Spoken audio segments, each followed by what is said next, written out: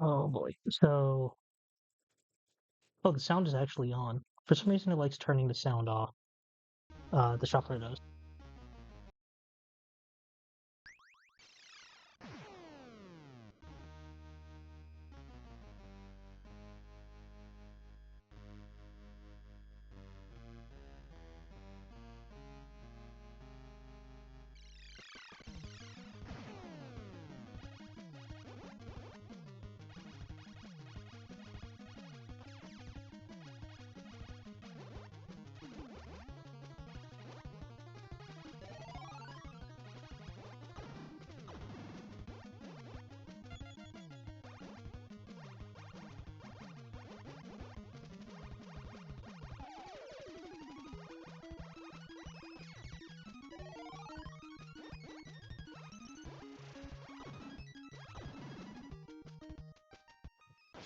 So, so in Gyrus here, uh, basically the gimmick is that it's a.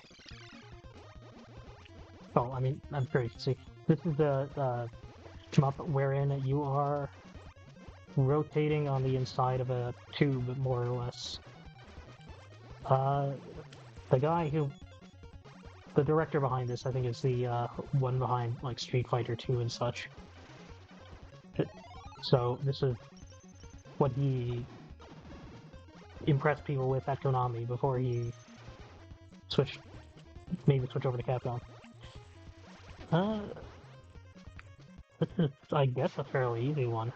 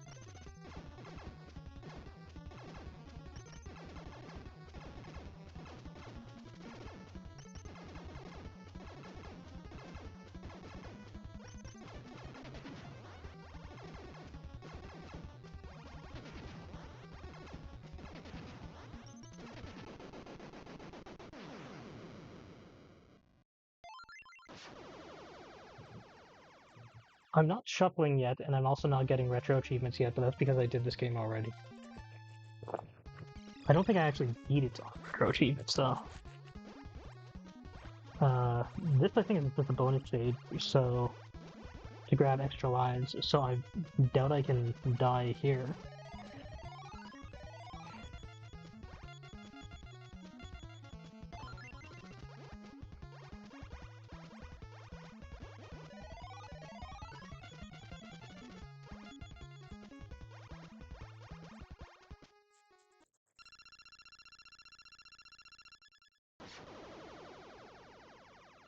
I'm trying to decide if I should just intentionally crash into something to make sure the shuffler is working, or if I should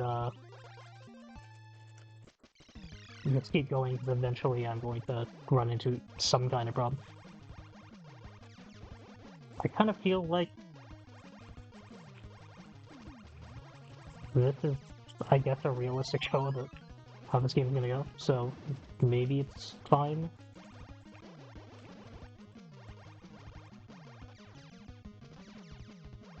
It's like a realistic assessment of how good it is as a shuffler content,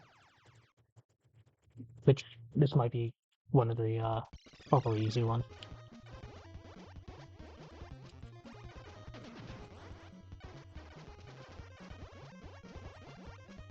But now I'm wondering if there's like a hidden difficulty mode, because I feel like that sort of thing happens in these kind of games. But I know that we eventually hit a boss that I don't really know how to deal with. But there's only, I think, one of them who I'm really confident on that I don't know, if that makes any sense.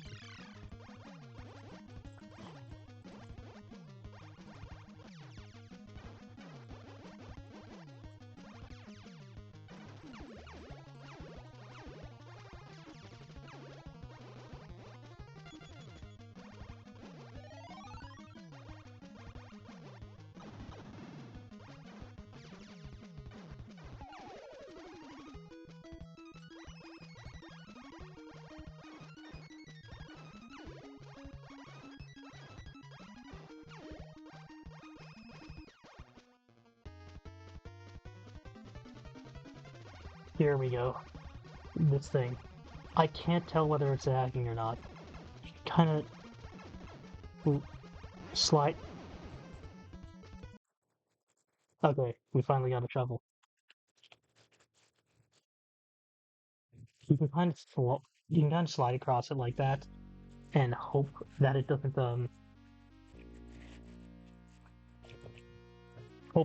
bump into you. Um, but it it's really close to the edge, and it's hard to tell if it doesn't or not.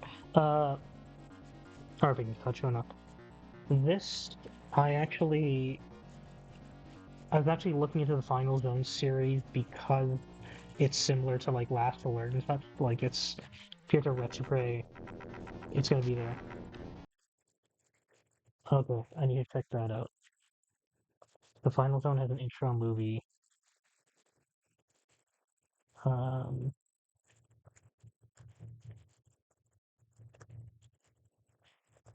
Final Zone Shuffler intro movie.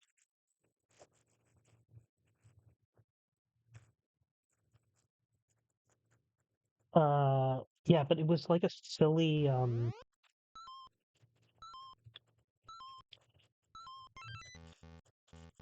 was like a silly top-down run and gun sort of deal with anime cutscenes, and then the Genesis one, which is just called Final Zone in English, is somehow the third game in the series, as opposed to Final Zone 2 on the TurboGrafx. And I should add a flashing warning on that. Let me do that.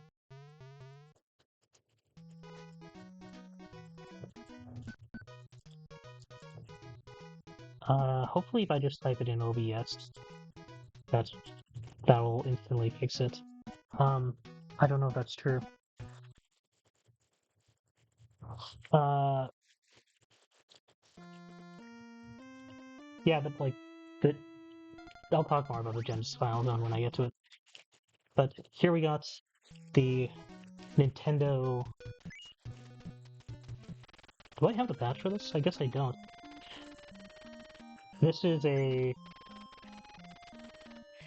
I think it was like an indie developer conference, and then they developed this Street Fighter 2 style game for the Famicom, and chopped that over to Nintendo.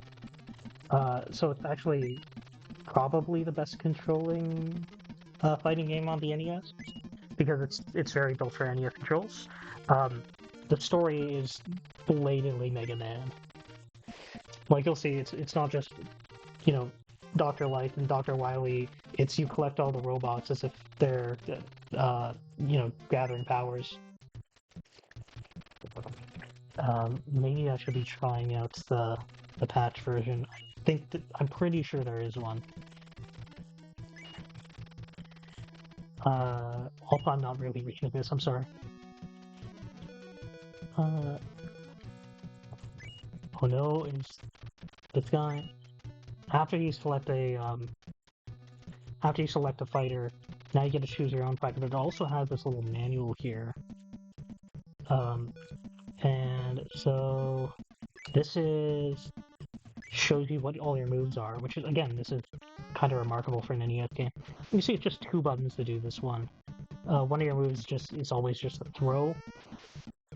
Actually, I'm not 100% sure if it always is, but as far as I've seen, it's just a throw, and then you can test it out. So you got this. See the charge move. Yes, he does. Yeah, and then there, down and A is his third move. So that's it for Tukapon. And then you just have, punch, kick. You don't get a ton of attacks, but it is charming enough. This has a weirdly long-lived fan base in Japan, I want to say. Like, I've seen anime from a few years ago that have Joy McRae references. Since I'm going to shuffle a little more, there are issues with Joy McRae that I know about this. I think fixes in the shuffler are already there. So, Pac-Man Champion Edition here. I don't have infinite lives because it's a survival thing. Basically, I think this was actually made by the developers of Championship Edition. It's not homebrew thing exactly, but basically as a proof of concept, the uh, they actually made a Famicom version to show off like how realizable they can do their iteration on classical Pac-Man gameplay.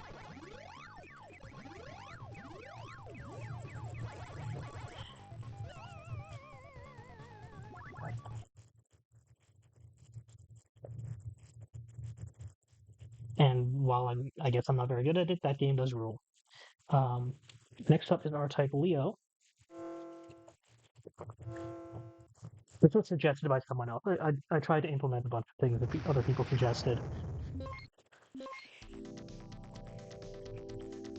I see two viewers. I wonder if one of them's a bot. I'm sure one of them is me. Three, Um, two, one, let's go.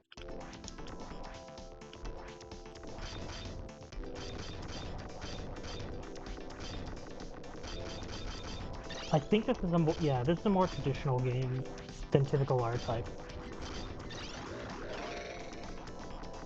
It's a weird version of R-Type, which is plays like a normal people shmup. But I'm not familiar with this. This is something someone suggested. Excuse me.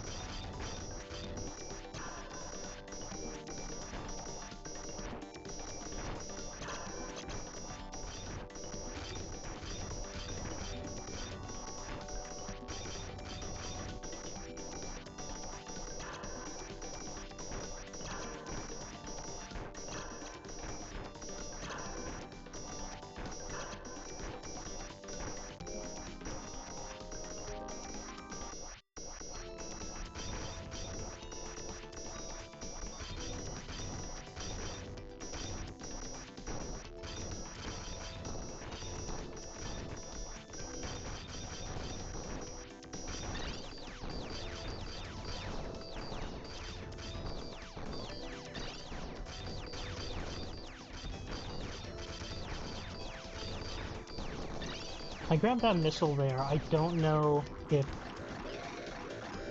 I have to press another button to use them.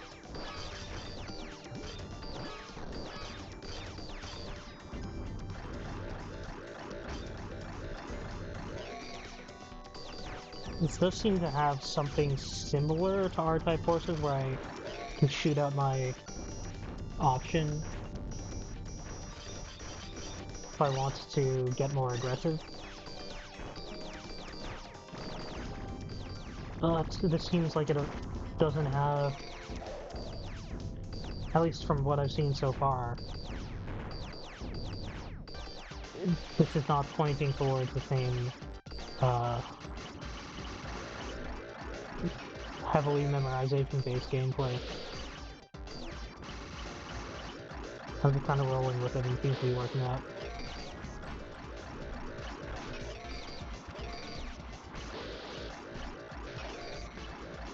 Uh, Seems like my pods are invincible, which is classic R-Type style.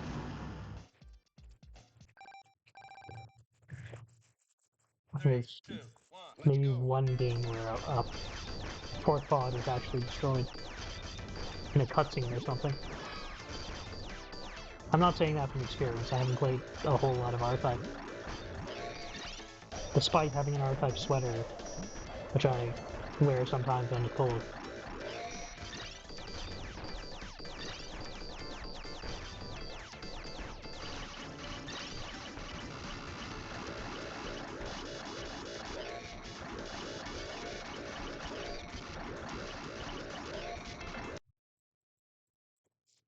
Oh, finally got it.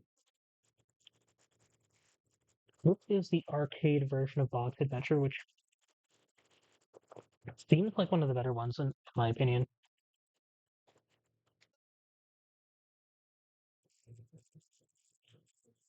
So,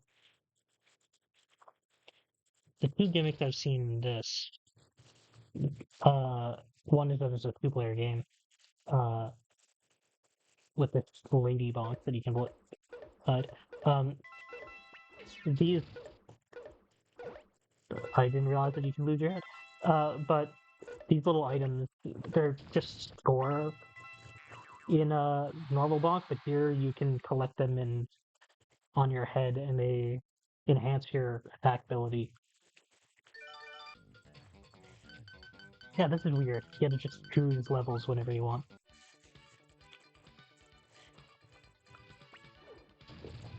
You can't do the spinny. That's a bonk signature that you can just kind of spin where however you want, and it increases your basically bonk can glide by spinning around. Well, so this is kind of an unconventional game by the standards of the series, but it's also a little bit of a weird series. So losing that, and visually, this is what Bonk looks like.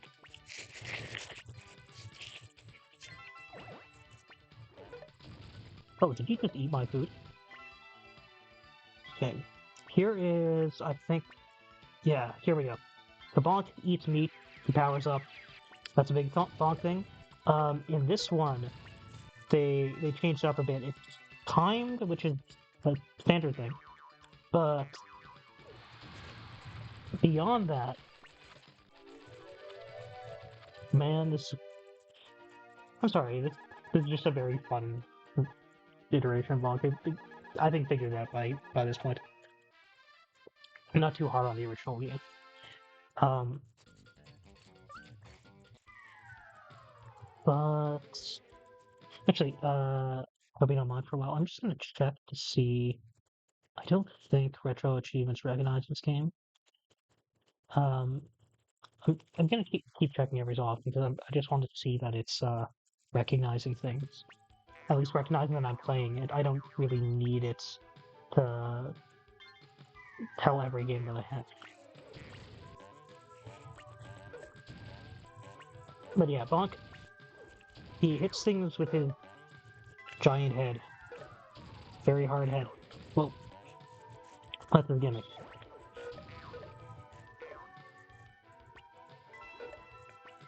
He's mad now for some reason. I don't know why that is. Oh. So, one thing is that your physical orientation kind of matters. Here I got hit by the bottom, which is how I took damage. But when you jump, you actually hit things above you because your head is going up, and then when you press the attack button, you flip around, and that means you can attack below you. So it's a fairly traditional beat 'em up game, or not beat 'em up game, platformer game, but that's uh, I think a little more complex to control compared to most of them. I don't know if I've ever actually watched the intro to this. I could. Okay, this seems like it's fine. So I'll just go ahead.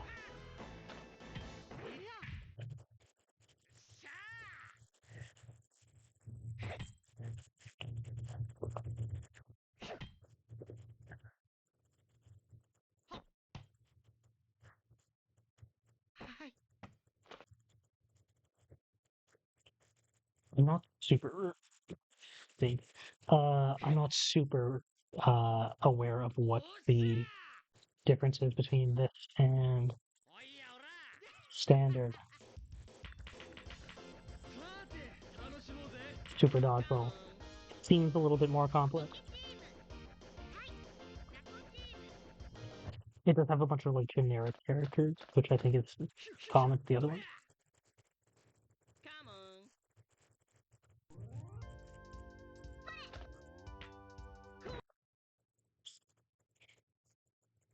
I was thinking the buttons were different than they were.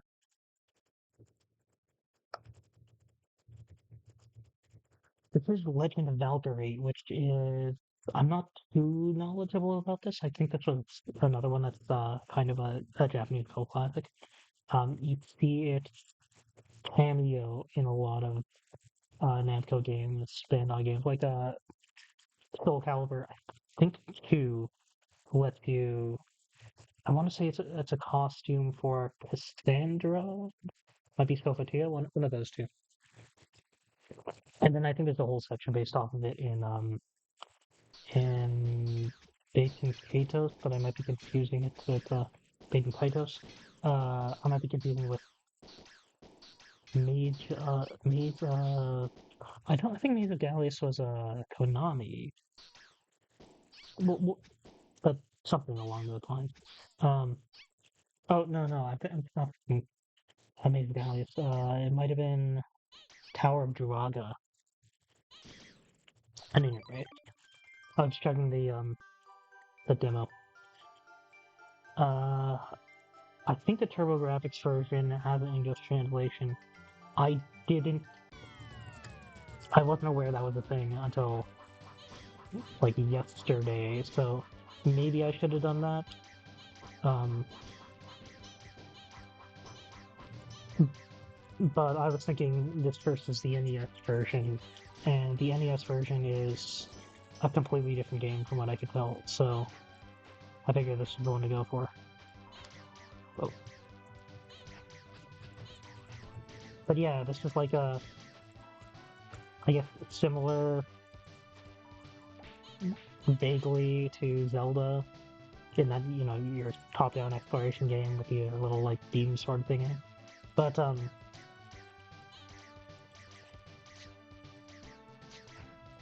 yeah, this is more arcadey, genuinely kind of cutesy game. Oh,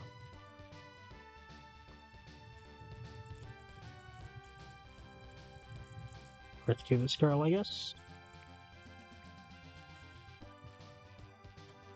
And then you can stop for power-ups that I don't. Oh, this is in the shop. I think she just gives me something.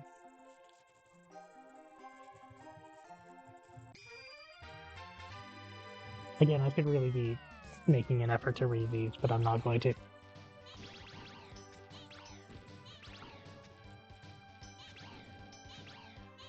I don't read that fast, honestly. Oh.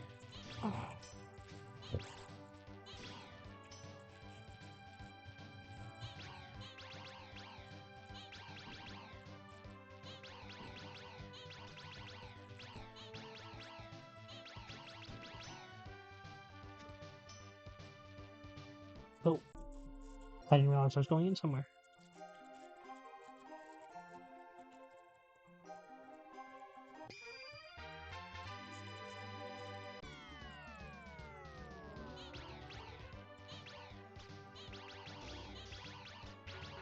This guy, I believe, is a merchant. And he's the one in which I run into the problem that I don't know what these items do. Oh, I guess you just say them.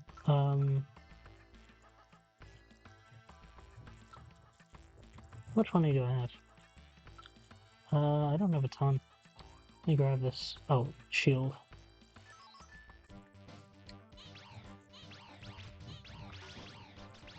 I don't know if these. I think these are time limited. A lot of these items that you buy.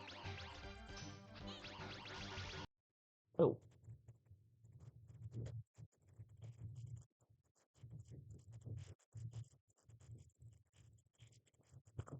I had a problem with Fatal Fury 4. Here we go. So now, I do get a alert of some kind from Retro Achievements. Um, might be complaining that I'm using the wrong mode. But, I think they expect you to use, like, the console mode and then arcade mode for, the Neo Geo.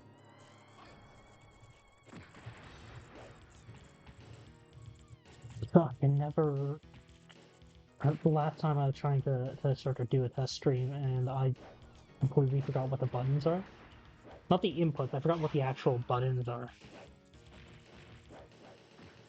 Oh, when you said demonstration, I thought that meant it was gonna show me how to do stuff. I thought this was gonna do something like that. got punch kick, and there's a strong move, which I think is a throw. Andy's actually better, but I'm gonna use parry anyway.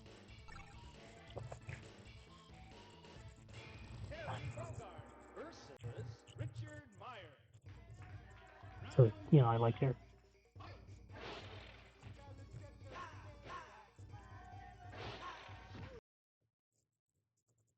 Like, I'm doing sort of still all over the place. I don't know why I can't seem to do a power wave. This is one that I added because I think Smite is familiar with this game. I tried to add a couple of those because I was kind of thinking of his stream in particular. I feel like he's not gonna like it because this one's very easy. So there's also someone else on the stream who specifically, when Smite was streaming it, suggested adding it or something, and so I went ahead and I figured I had done Power Rangers the movie, which I prefer. Um, let's go 3D.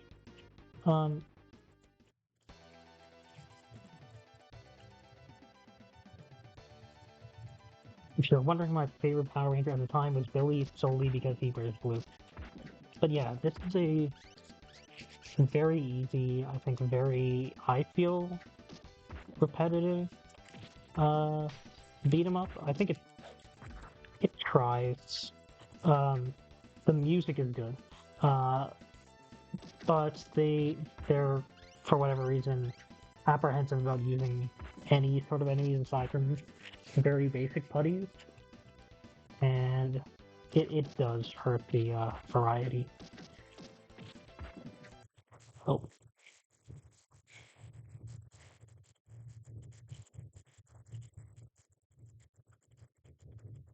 hey, this is Life Force, the English version of Salamander. These are all very different versions. This The NES version goes back to like a standard Gradius power-up system. This is the more basic, you see a power-up, you grab it.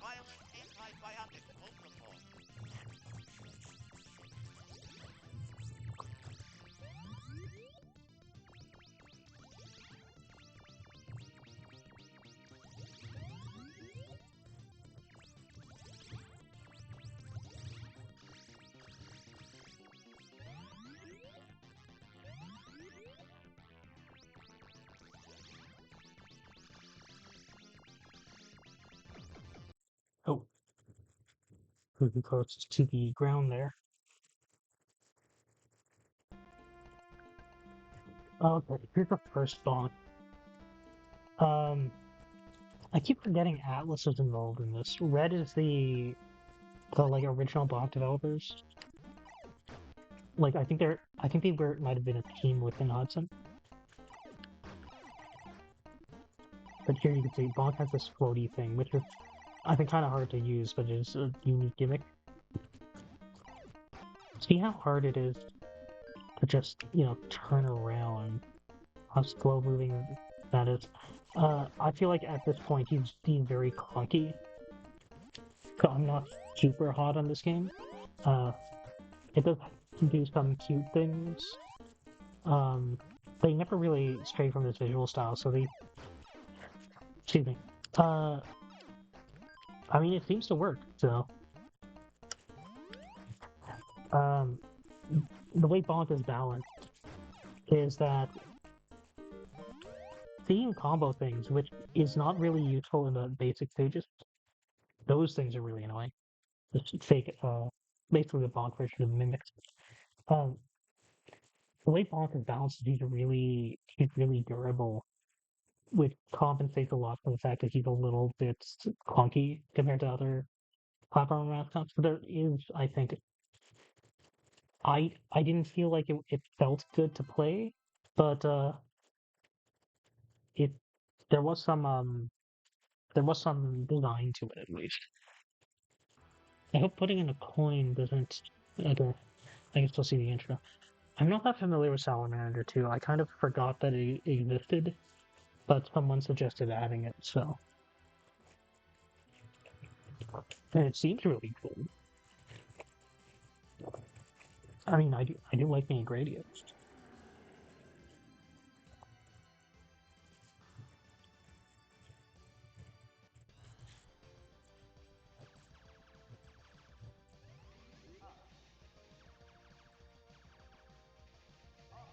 Okay, so this also uses the items just drop power-up system.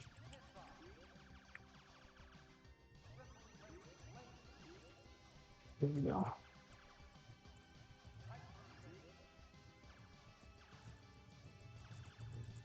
I prefer this laser. I don't.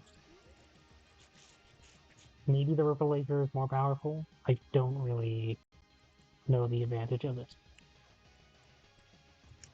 Okay, so this is kind of goofy theme this game does. This is as far as I played this first level, but it plays a little bit of prank on you. And that here's, I think, the boss of the first Salamander. Well, that feels like we're going through it again.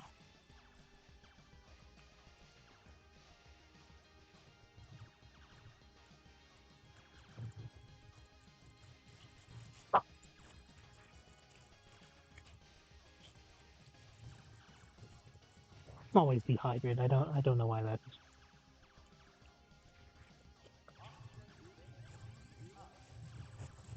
Oh, has to be 100 field for some reason.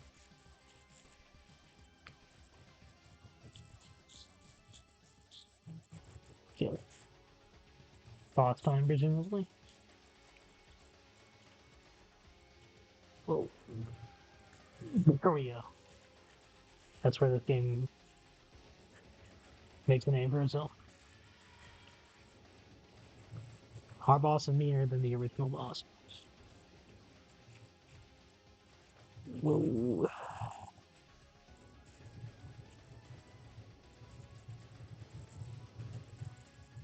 I'm getting an encoder overload, so maybe I'm still not seeing any drop frames. I don't know if that's but I'm gonna try lowering the bitrate anyway. Hopefully that's fine. I think the issue is gonna be I don't have a lot of virtual memory, so as I clear out games, I can delete it.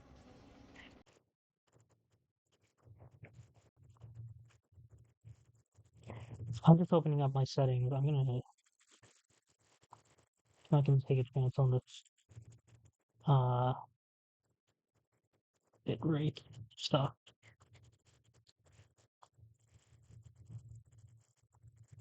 Okay, I just set it down by 50. I'm sure the quality's not gonna be good, but whatever.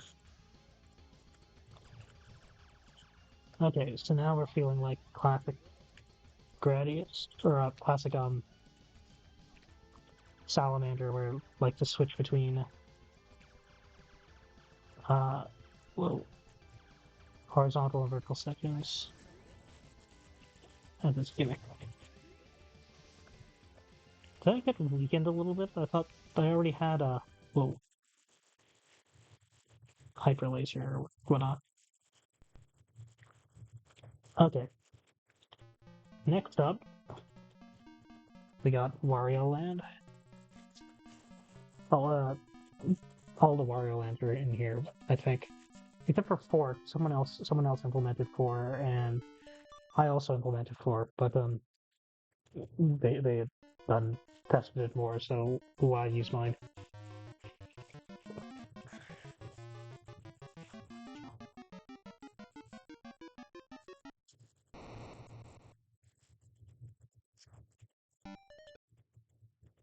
Alright, I'm just checking my yeah cookies. It should be working. I don't think I've gotten any achievements yet.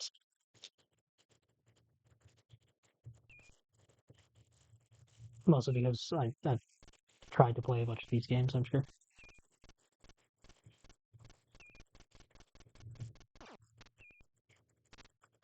So this is the one that introduces the gimmick where I think most Wario Lands don't have, but this is, I think, sort of set the tone for it, where Wario's just completely invincible in this. He's not invulnerable. Uh, Getting hit makes you lose coins, and that's what the damage shuffler is concerned with coins. It should hopefully be concerned with you just getting hit, but he also has to get hit by certain things to trigger a transformation. Using a faster encoding preset.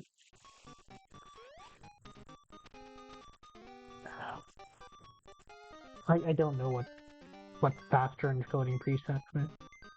Might have to look into that sort of thing.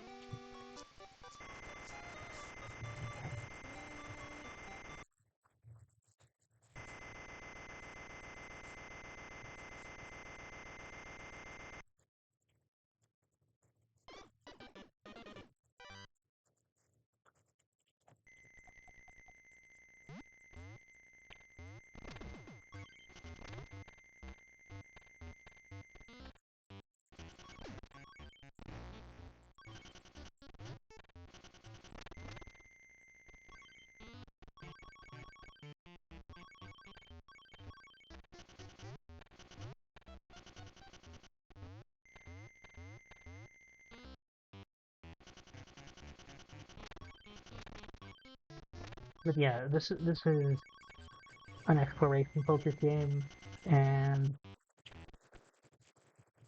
so the concern is less, you know, how do I survive these enemies, and more just how do I use them to get more money, which is the personality that they went for Wario.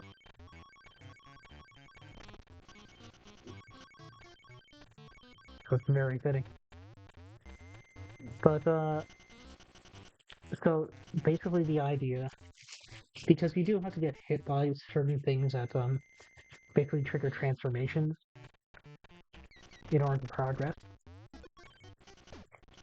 Because Wario is invincible, a bunch of things that would normally kill him do not kill him. And instead, he can use the whatever horrible form introduced him to progress. And I don't want us to shuffle on that. It's a concern. So there is, I'm forgetting exactly what they were. I think two values that I had to check against. But the idea is I could only be shuffling on attacks that would have rightfully caused me to lose money. That's, I think, an infinite enemy spawner that I can make use of that enemy breaking door thing. Enemy broken wall.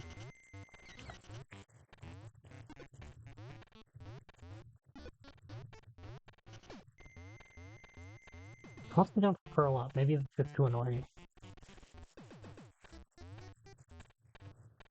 I thought I could pick that up and try hitting the wall, seeing if I broke through. But here, the idea of the transformation. Oh, there we go. There's an achievement. So that shouldn't shuffle me because it's not attack.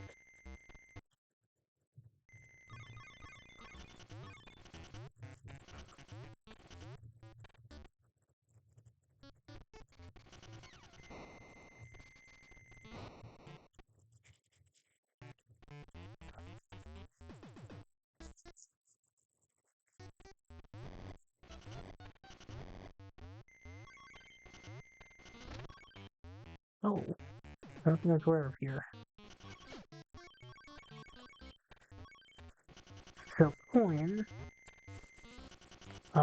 besides just, you know, it feeling good to get in the Wario mine, you use them for this, I believe.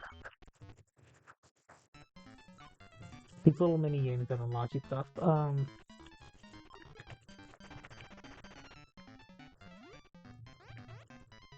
Cost you more money to increase the difficulty. So I need to find the correct enemy.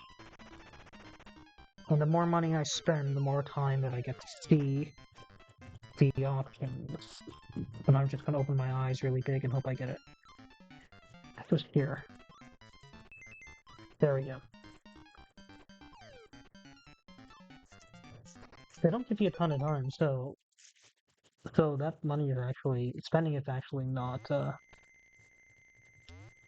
terrible idea.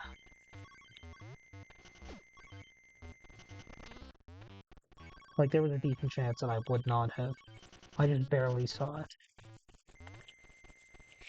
But I think there's another mini game at the end that we can also do.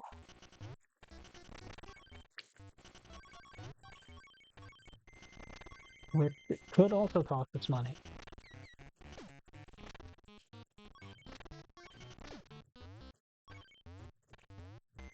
But you can see it's all in the pursuit of treasure.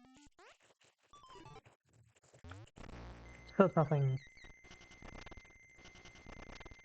to be upset about. It's spending money to make things that are probably worth a lot of money. I'm sure Wario will be very happy with that situation.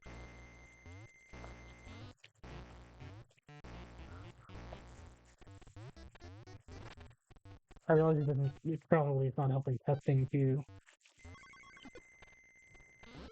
break a whole bunch of things. Uh, but I'm trying to play it normally, honestly, and hoping that if results show up, they show up.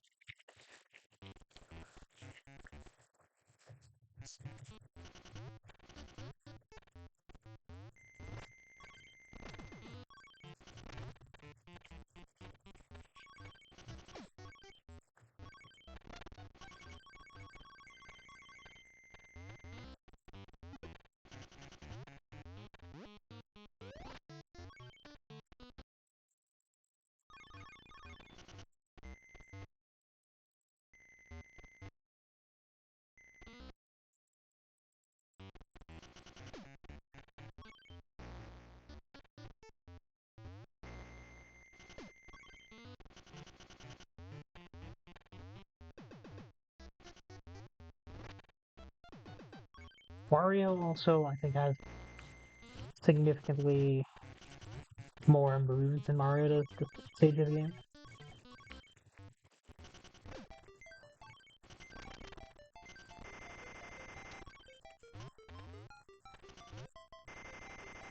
And here we can just be a bit mean to the slime block.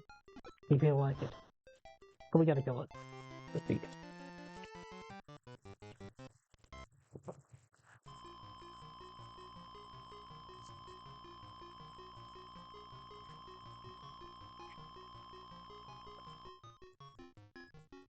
I keep forgetting that I can see. Oh, so I'm down to one viewer, so if that was a bot, they're gone. I don't know. Maybe it was. But this one, you're also spending money to try and win this mini game. So everything you spend uncovers a bit of this, and you've got to guess which number it is. So this could be 9, it could be 5, I think. I guess it could even be... It can't be an 8.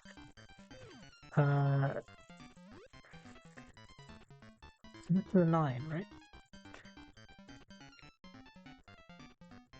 Can't be a 2, because it's got bar going down. Can't be a 3, because it's got a bar going up and all that.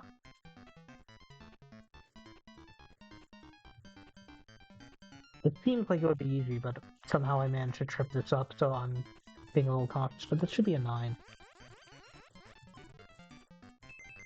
There we go. So if you play well, you can save money with these. Man, this is gonna be a long game.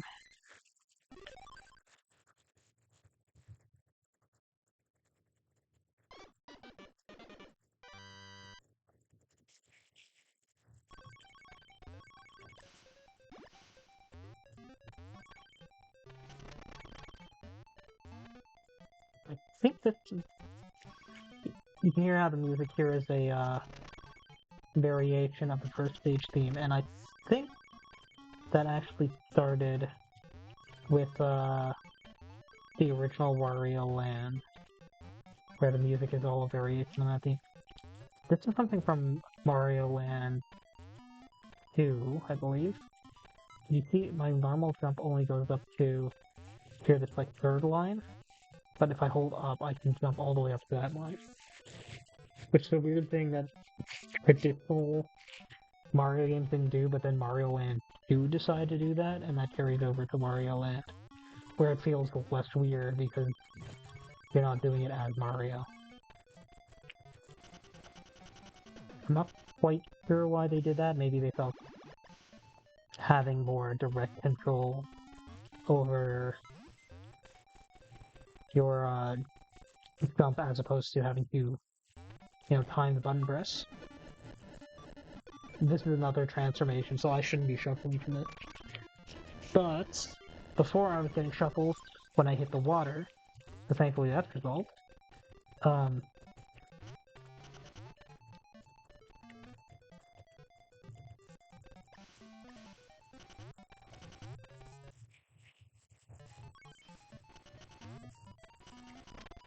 Oh,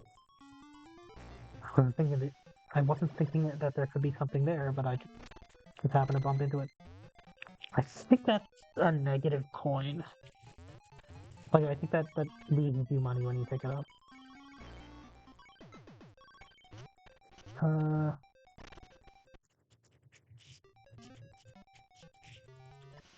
Okay, that was a little weird.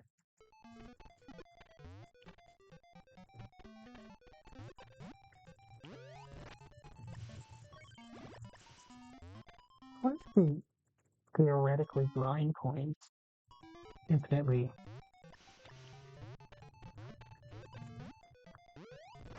Yeah, you can. Okay. Coins aren't limited in this game. I did not know that.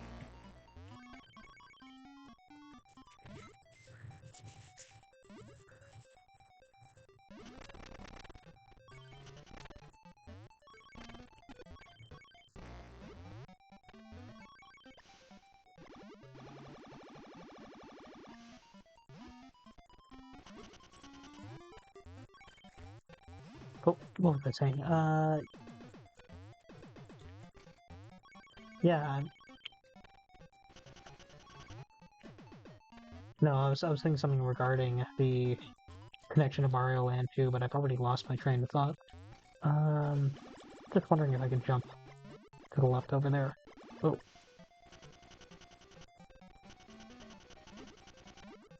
Maybe you can, but it feels like it's really hard to do. I don't think... Oh.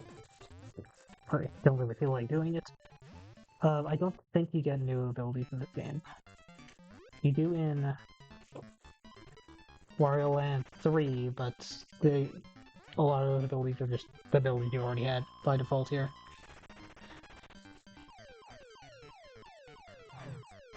Little punky dude.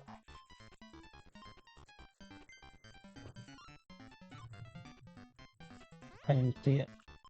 I can usually only see... Oh, there we go. I feel like I can only see 4 of them, but that's still usually good enough to make collecting normal worth it. That one was pure luck, though. I did not see that enemy.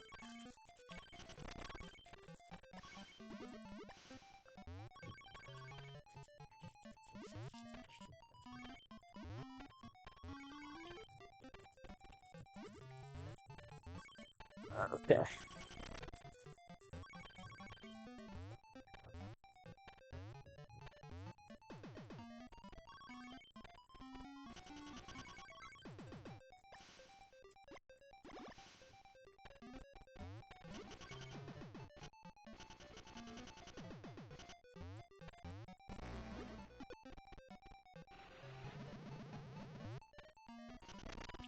I suspect that's what they wanted me to do to get that, but I just haven't tried this way. Try using the shoulder check breakthrough.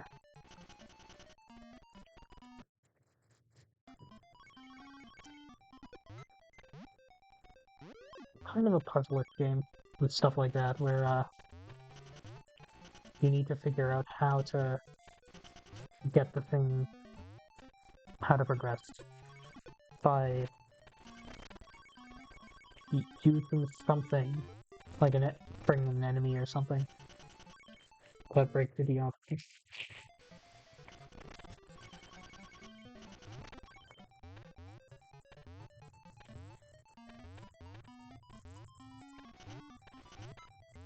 It feels like there should be something up there, but it doesn't look like there is.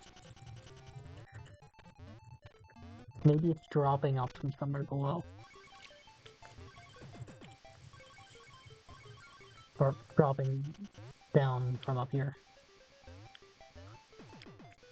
That looks like what it is. Yep, called it.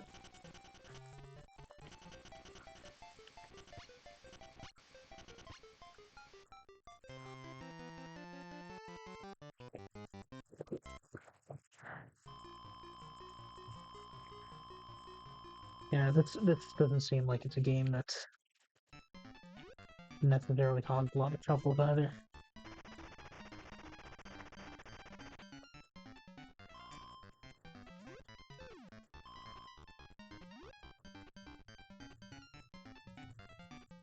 It should be 9, it could be 3, I guess. It's not a 3 because there's something going up. Is this really a 9 again? It's not a 2, it's not a 3. Could be a 4. So it's not a 9, it looks like it is a 4. Can't be a 5, can't be a 6, can't be a 7, can't be an 8. I'm going to guess it is a 4.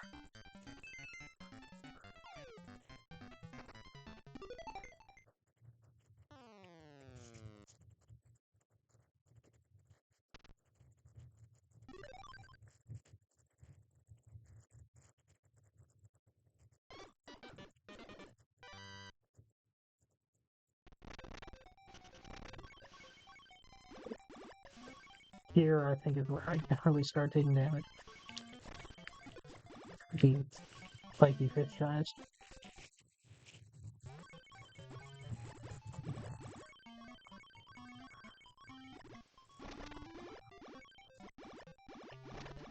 I don't know, I guess this game just is not big on dealing damage.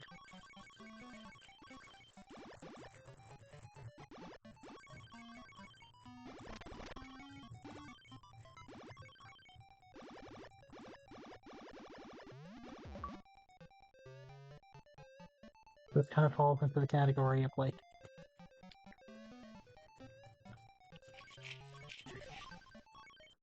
maybe if you want to run the damage shuffler with WarioWare, you'll want the timer, because the damage is a little too easy to avoid. Oh. I wasn't sure if I was getting too careless, but I also kind of don't care for that reason.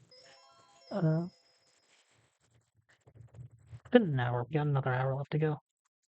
But I feel like because of these longer games, I haven't tested too many things. I was tempted on using the translated version of Assault Suit Falcon, which is the Japanese version of this, because apparently it adds more, little visuals and scenes and such. Or rather, they cut those out of the localization. But none of it seemed that relevant, or like that important enough to really justify. Because I think a lot of people might just use the English version, the official localization, out of convenience. I call this a run and gun, but this game is. It seemed like it was really popular with like game developers at the time, like Judy Toyota.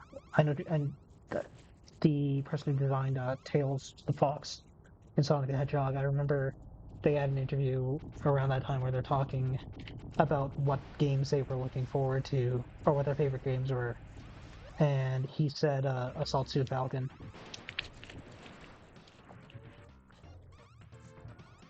But this is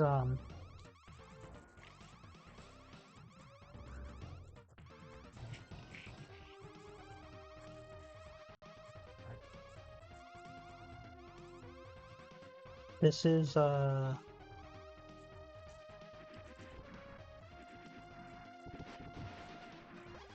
game that was popular with, I think, among people who grew up with mecha anime. Like a lot of the developers at the time would have, the Japanese developers at the time would have, because it kind of got the Votems thing going on where you're good at dashing, but also your guys like decidedly a little clunky, which feels good for like a mech game. You move very like artificial robot-y as opposed to a typical video game character. So it feels like like a stylistic choice that's oh, I'm not shuffling. Um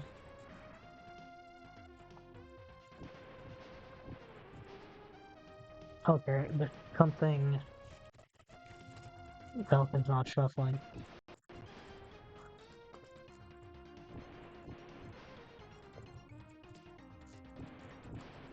Cybernator.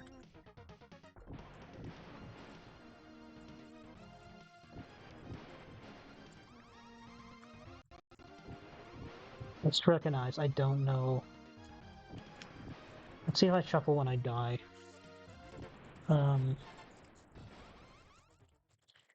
Because the shuffle lock should be working, but it's not identifying my health for some reason. But it should.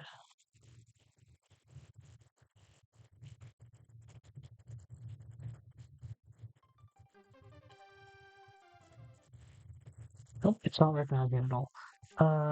I'm going to mark this as done for now.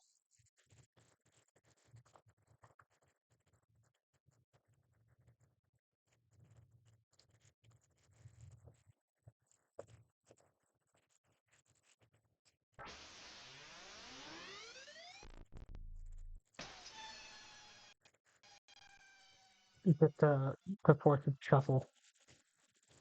I don't know if there's any other way to do that. So gun force here is by I think it's by Irem or whatever the predecessor of Nazca was. Where this was basically uh before they made Metal Slug, they made this. So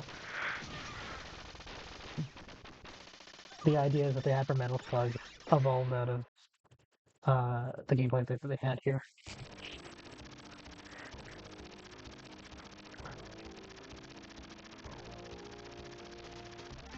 It's still, it's I think not nearly as charming yet. Although the visuals are getting up there when it comes to the sequel, not so much this one. But they do have the run and gun with vehicles.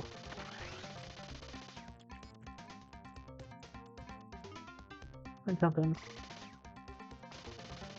without something like the board. Sorry, it's in my fingers. Here we go. They got a big focus on vehicles.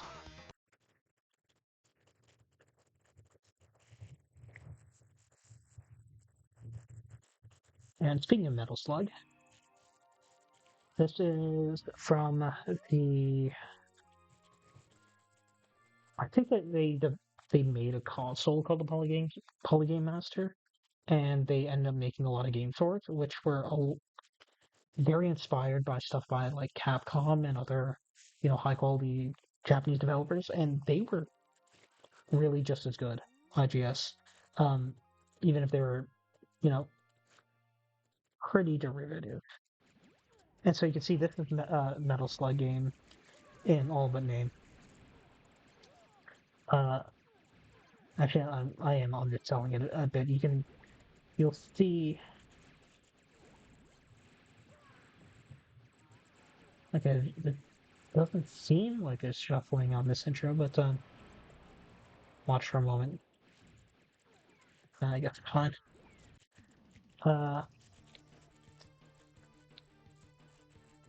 so the gimmick here is that you have sort of an elemental creature who fights alongside of you, and you can use them either.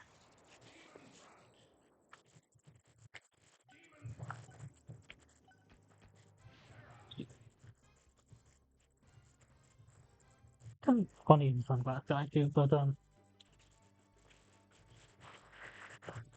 so this little minion you have gives you some firepower. Um, with its elemental attacks, you can also sacrifice it to. Yeah, I guess for that glide too. To basically get this is invincibility, but it's a shield, a barrier that absorbs damage, and there's also some system here which I honestly don't understand. Um, but you see, melee attacks give you these points. There's actually different kinds of points you can get. But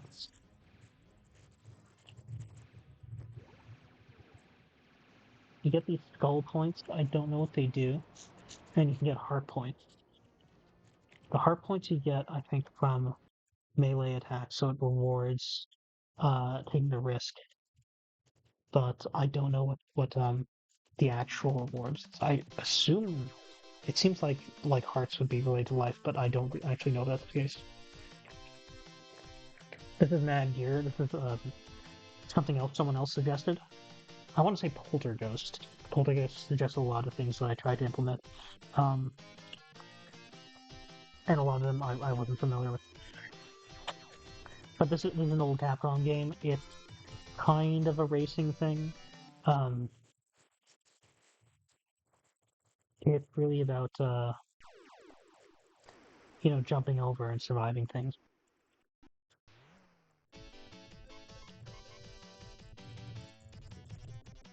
Uh,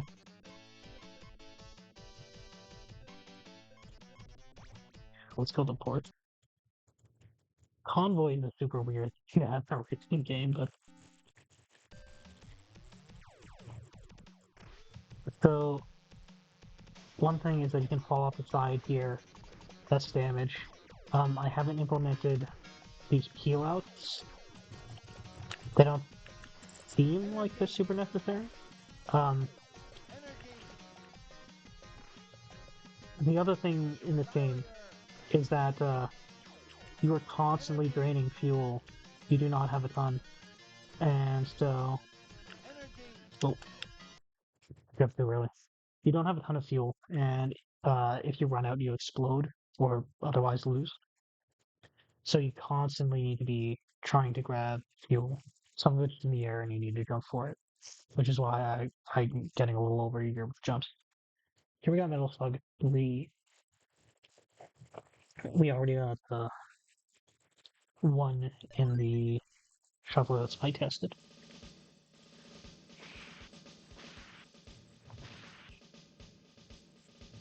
Or Spike didn't test, he actually just ran through the shuffler for a stream. But it seems like with the updates Figgle did, that it's working well.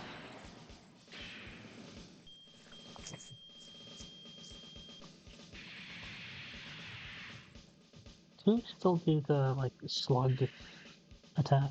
Yeah, you can. The poison attack. Originally I was intending to make it, shuffle on slug damage, just because, you know, that's how far you got. Guess I'll use a different character for the game. But, sadly, I'm also the sort of person who would pick the first.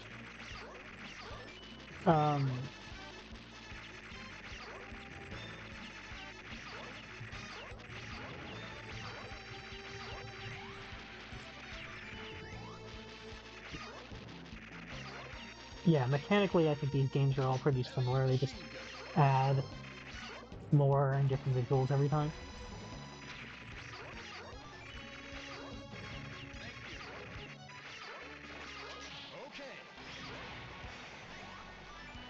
It's very,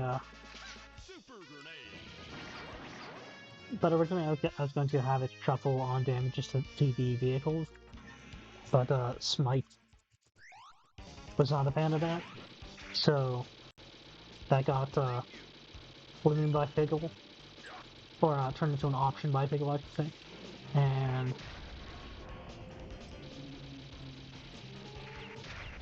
so that's how I implemented Metal Slug 2.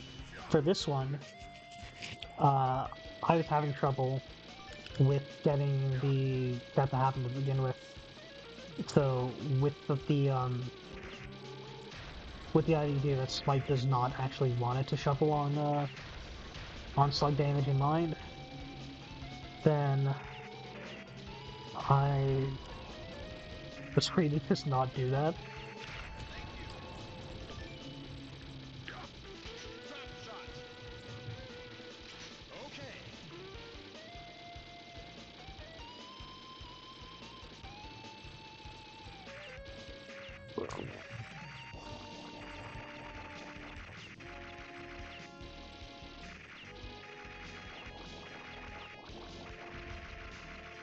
Metal Slug, I think it eventually gets to like ridiculous extents, but I feel like it's a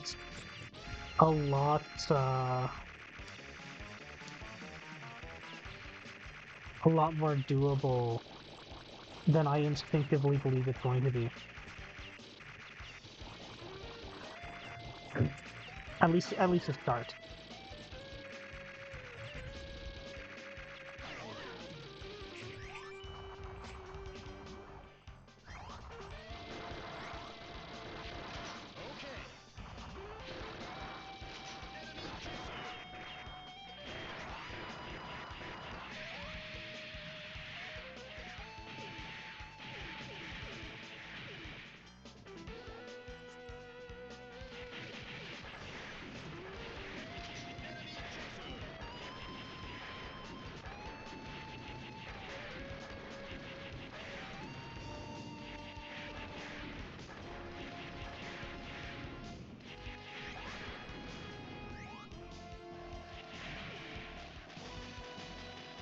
Oh.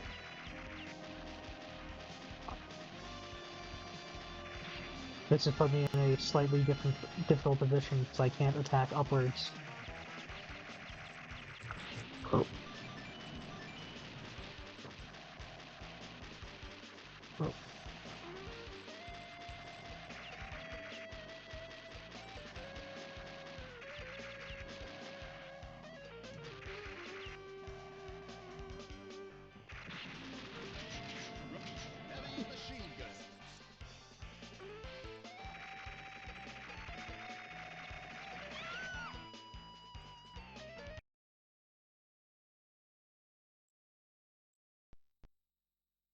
I did try to, speaking of Figgle, I did try to implement all of the changes that he did into the shuffle that I had before I ran it right now.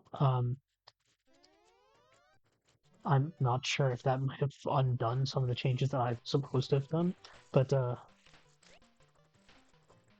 like I saw a bunch of things that were signed variables switching to unsigned variables, and I think that might have been just made them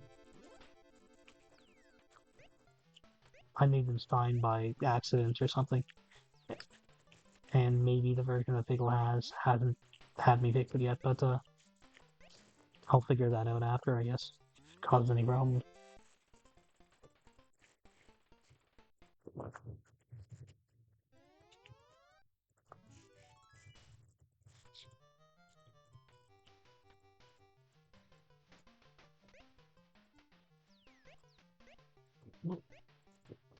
Oh, I didn't believe that. But like I managed to recover. Solomon's key here. Um, I'm most familiar with Monster Rancher Explorer, which is actually the latest and greatest Solomon's key game.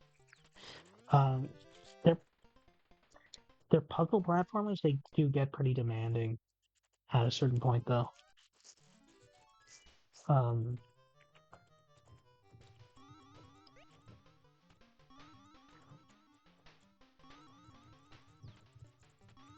is that like a timer?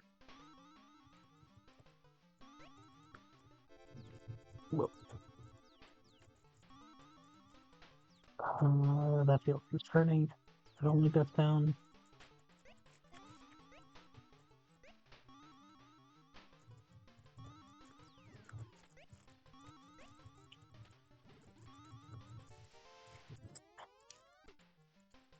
But yeah, you can make blocks, you can create blocks, you can jump. It's not a whole lot, but it does mean you got some strategies you can do, like let me close this off so that guy can't attack me. This guy down here is going to bust through my block. Do I have an attack? Yeah, I do. I'm not asking because I don't know if there is an attack in this game. I'm asking because it's limited in usage.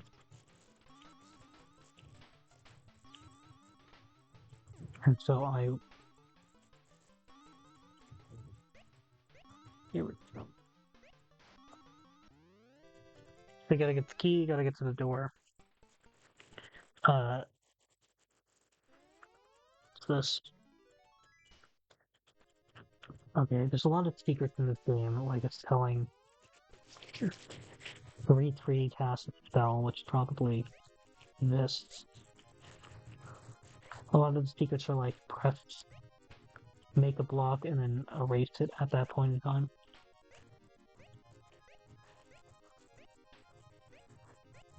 But yeah, Monster Rancher Explorer is for some reason the last Solomon P game. It's just called Solomon in Japan, although it is an actual Monster Rancher game. That feels like it's something they tacked on, but it isn't.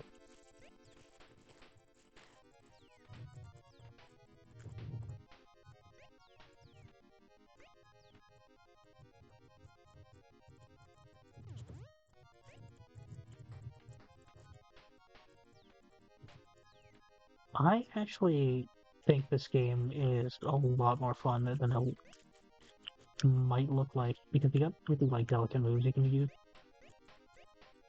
You can create blocks, float, make yourself suspend in the air. They can do some like surprisingly slick things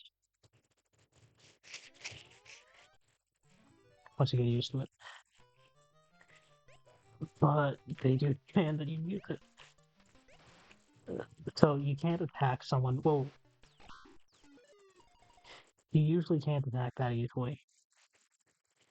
So one way that you can do it, which I was trying to do there, is uh, make enemies take fall damage by building a block under them and then knocking it out. This is Donkey Kong 94. I got it working on the Super Game Boy here. This game rules. That's the main thing to take away. Basically, you got to take a key to the exit. But you got all these moves, which are probably the basis for Mario's moveset, Mario 64. So you can just defeat that. the Donkey Kong stage is nothing flat. A lot of people say, and I thought this as well, to be honest, that I could have infinite lives on, so I don't actually think I need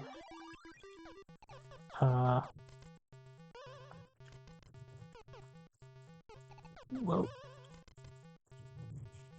No. I don't think I need extra lives. Yeah, a lot of people say that this is like a stealth sequel where people think, oh, this is the original Bonk's Dong, and then you discover, oh, there's actually like 95 more levels. But I think they did advertise that it has 100 levels, so that it requires people to not have been paying attention. It wasn't actually something they intended to keep a secret.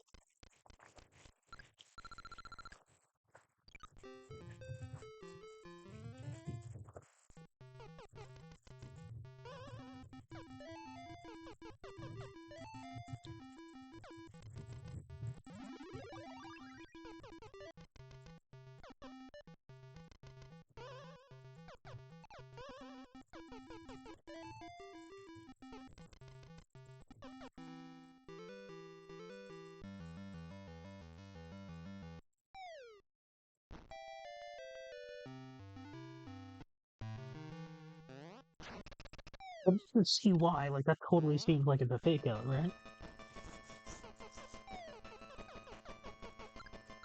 I mean, yeah, I guess it is a fake out, but like, it's a fake out as just an explanation for why there's more levels.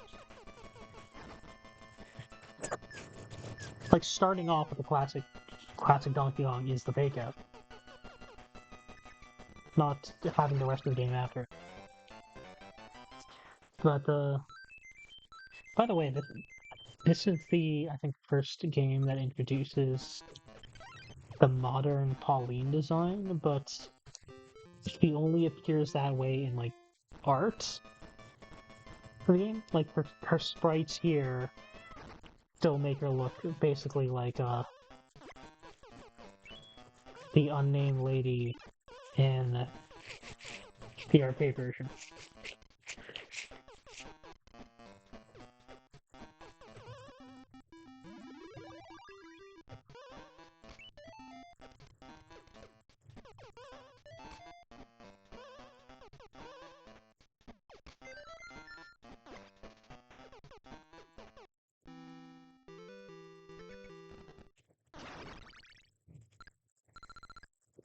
I don't need to get these things, but I can't help myself. Instinctively, you want to grab them.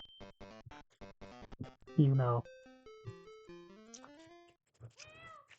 We haven't had any repeats, so we haven't seen if Infinite Lives is working, and I'm kind of concerned that I forgot to set them, but I don't think I had to. I think they would have been set on as a result of the fact that I never turned them off. Oh. Oh. He is on a timer, so you see, he was fading for a second there. The key returns to its original location if you let it stand for more than like a couple seconds. It's actually quite fast, so there's like a lot of challenges, which is like it's the trick is that it's hard to hang on to the key for that return back to the door.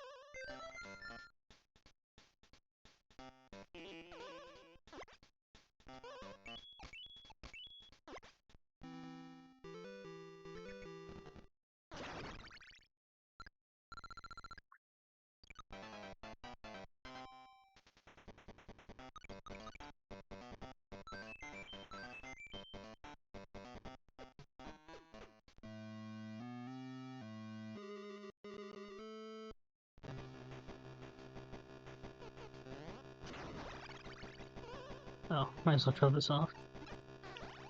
So with that handstand move, you can block yourself from damage. Um, it's kind of, I think, niche. Not the handstand itself, that's good for your mobility, but you don't really have that many times, I think, when something's about to drop on you that you can block. Oh, in that case, I could have done it, but the problem is I was so close to the top of the screen that I couldn't see. I was falling before I was up there. Um, This I feel like Smite's not gonna want to use. This is the I should have checked the demo. Oh well. Arcade version of Contra, which sucks. I don't know why. It it just feels bad in every way. It looks kind of bad. Like that's I think the spread gun, which is a letter F, and then I just have a laser, which is a gun. Why are they not consistent about what power ups look like? Uh, Spike went through this. This is Metal Slug 1.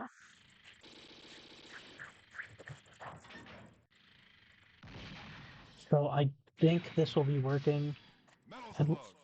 at least with the changes that Figgle put in.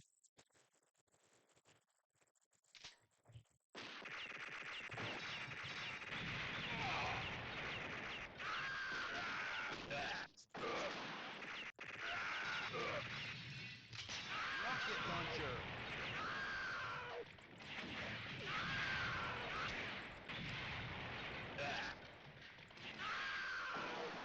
Thank you. Flame shot.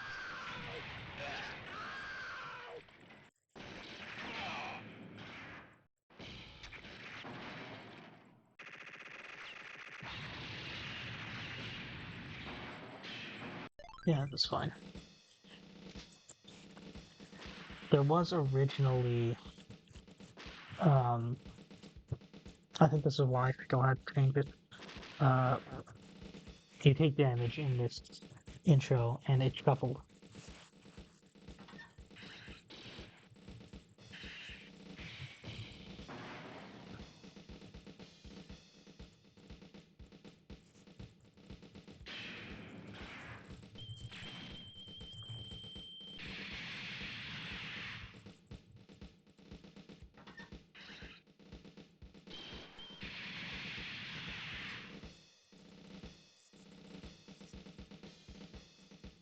But that I think was also probably when we're doing Mission tank 1. damage. Start.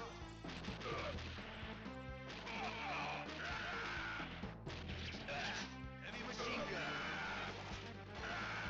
I noticed the blood color has been changed to white, which I guess is excuse me. Thank you. I'm guessing that's the default for Heavy machine gun. Western Flame versions. shot. Thank you. You know, despite letting you Heavy set people machine on gun. fire. But yeah, I don't know if maybe you'd be allowed to change that, or if it would affect the save states. I don't think I could do it now at any rate. Sorry, I'm just scratching my beard. Um,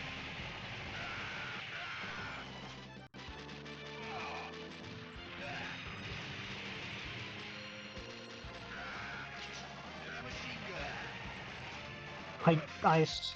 this version of, at least the newest version of Bizhawk seems like it's very sensitive about your sync settings with save states. It will not let you load a state with any of the sync settings altered. So I think after I start the shuffler, Hey. I've got to assume I've got to have those sync settings already set, or else it will probably break the whole thing. Thank you. Thank you. Okay.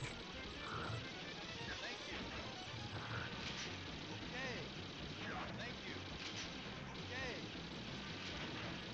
Okay.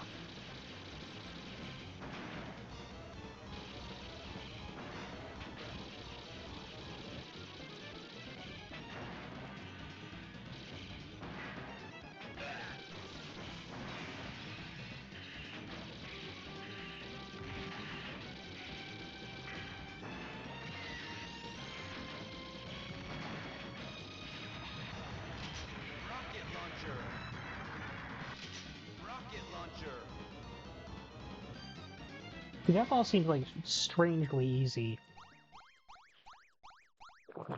for what feels like it should have been a like ridiculous arcade boss, right? Mission complete.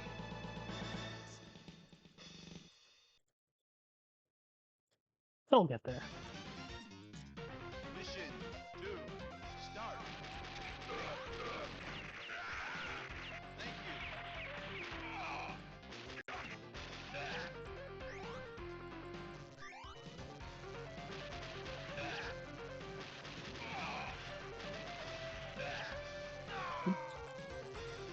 Proper jump.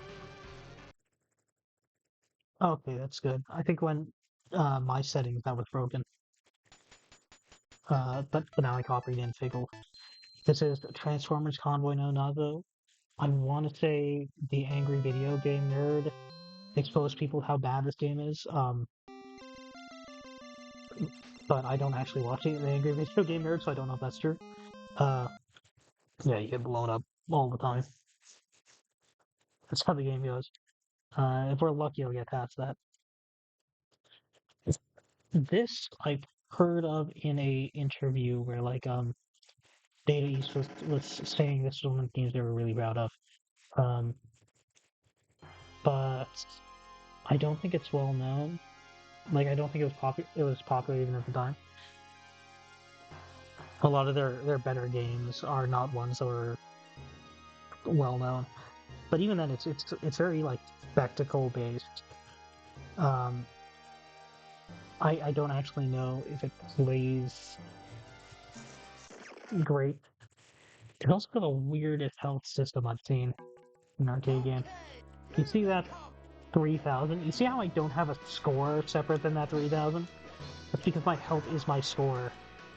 You can see I've got like a bunch of points, and that's my health that I've gotten that's preventing me from dying. Uh, but you see, it's also draining because I got shot. But I don't think I like got any iframes or anything. It's very hard to tell that I got shot, except if you look up that health bar draining. Was it Metal Slug X? The slash Metal Slug that I got working in this. Um, I believe this is a remake of Metal Slug 2, which was not that well received. So I didn't bother.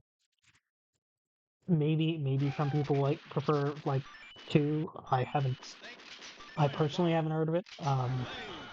Not because I not because I'm saying like it's super unlikely that people would have preferred that. It's just I haven't really looked into the opinions aside from people say that Thank X you. is better in general. Um, Heavy machine gun. but yeah, so Shotgun. Thank you. currently I'm assuming that because it seems to be a straightforward upgrade, I don't need to. I don't have like a big priority of having to add two separately from it.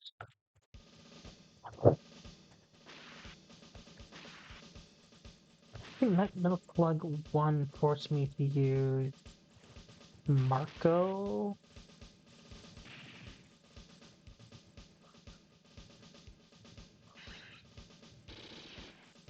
So I'll use Area this time.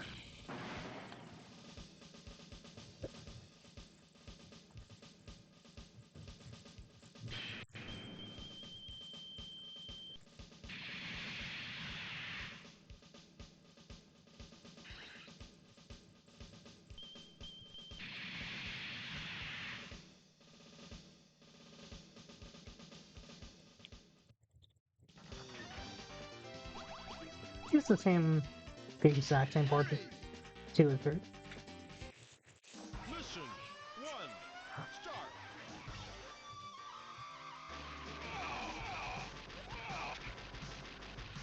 Thank you. Thank you. Heavy machine. Heavy machine gun.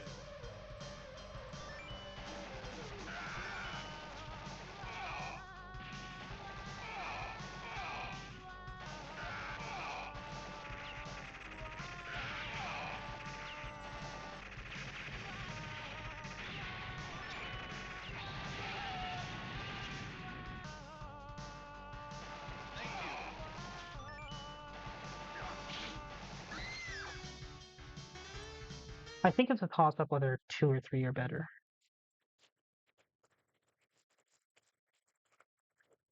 Okay, this is one that I added because Smite is familiar with it. It seems complete garbage to me. Uh, I don't know if I would be able to beat this. This game is ridiculous.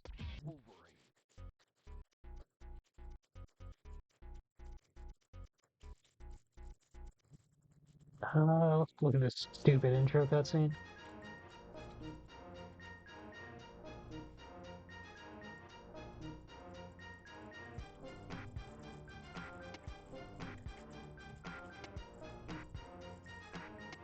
Very happy at his computer. Weird, like, sub-peck.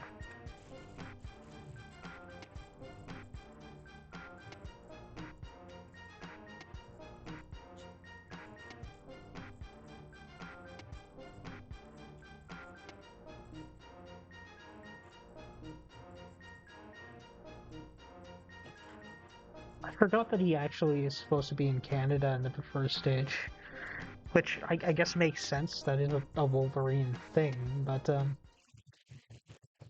it's just not the first thing that I think about when I see the stage. Yeah. So this, whoa.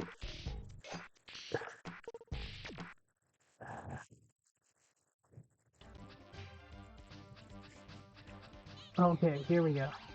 We actually got back into something.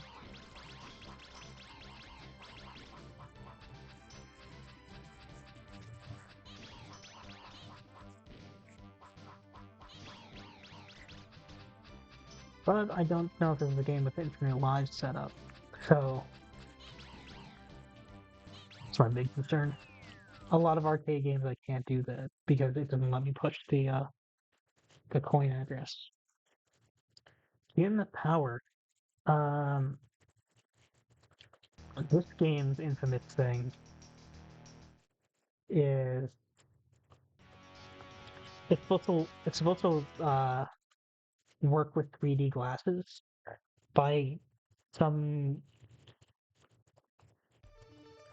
some effect where having it scroll backwards, the parallax scroll backwards with the 3D glasses, uh, allows you to see 3D. Um, as far as I know, it works, but the flip side is that it looks terrible.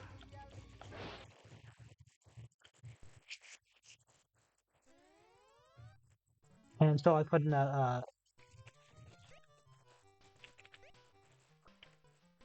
I was using a hack that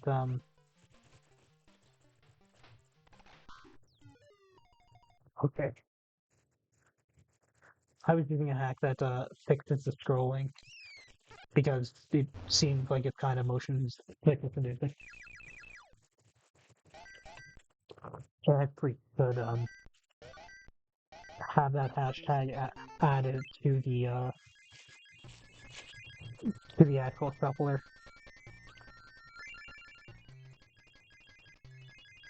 Okay. Kirby's Pinball Land, which I am terrible at. Um, but this is this.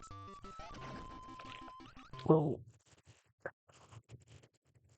so I have it shuffling when you lose progress, which is basically falling down. But it's got like 3 stacked pinball tables, and if you get up to the top, you can fight the boss.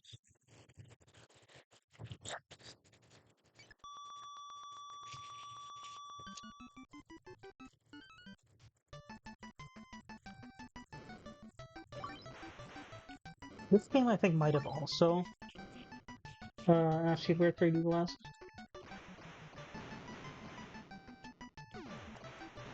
There were some NES games that did that, but I don't actually know 100% if it was this one.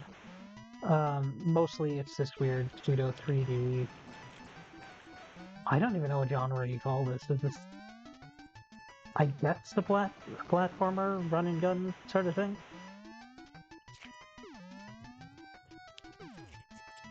You can press up to speed up, which is necessary to get across much of the cavern.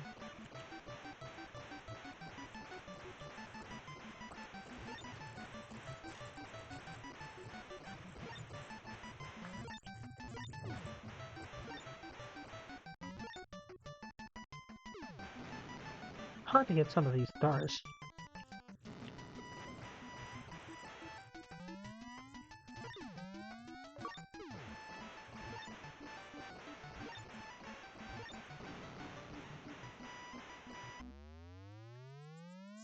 Let's take me to a bonus level. If I get the balloon.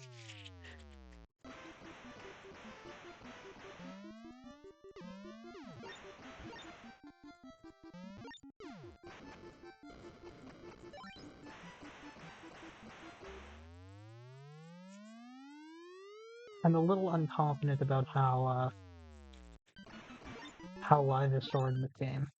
I think I got infinite lives working, but I got them working in a like kind of ugly way, I believe. This potion, these mushrooms will kill you. I don't know if they intentionally made them look like Mario, but they're not good here. But those pipes, you hit them to get. You basically need to hit them to get some items. One is your weapon, which you don't have by default. That's the rocket, and then you have the Monster Rancher Hot Belt. That's what this is. But in 3D World Runner, the other thing is the potion, which gives you an extra hit point, and that's when your border turns red. This game, I think Poltergeist suggested the joke, but I implemented it anyway. Sorry about that. But it's just because I like Squeezo. Yeah, that's fine.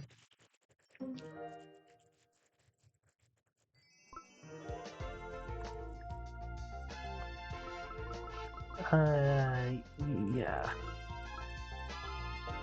Oh, that feels gross. Let's Oop.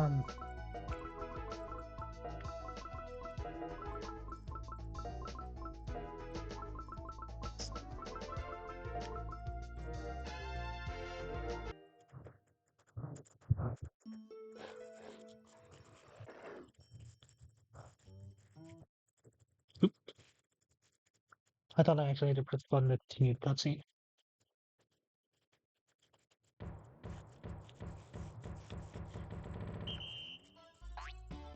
You know what?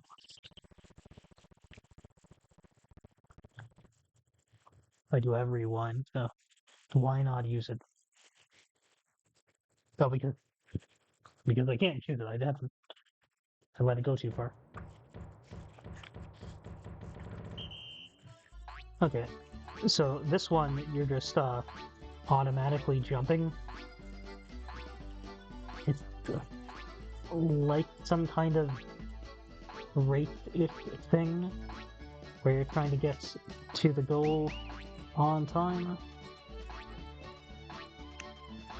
Well, oh, if you'll excuse me, I'm getting a phone call. All right, sorry about that.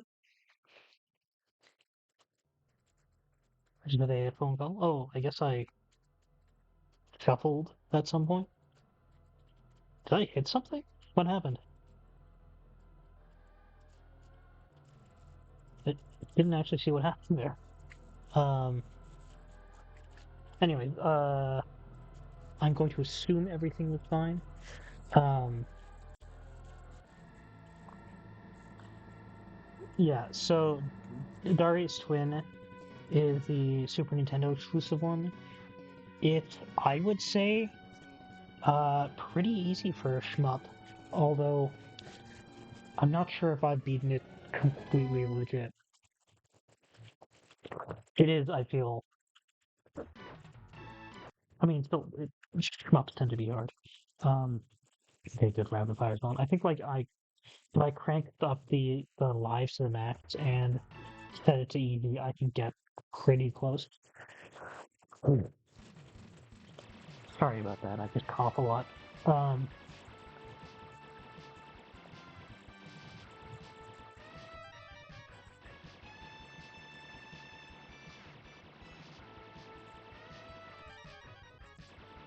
but you can get powered up to like ridiculous extents, and it tends to last really long. And it's also, I think, not really pushing, didn't really come across as pushing the SNES to its limits in terms of like enemy count and stuff like that. So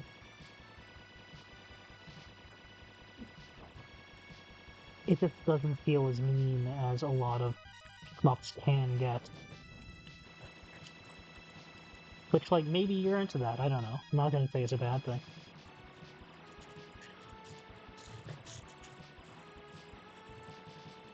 I think someone else suggested this one too. It's not one that I'm super uh super enthusiastic about. I do like Darius 2 and G Darius a lot. Uh your shield lasts a really long time in that one, which is why I have it shuffling on damage to your shield. Ninja 5 is a cult class. I think it's a super expensive game, or at least it was until I think it's got like a Switch port. Um, one of those. It's like a compilation. They only released one of them. Uh, so this is like almost a parody of ninja games, where it is a completely straightforward. It doesn't feel like a Japanese game, but it's by Hudson, I think, and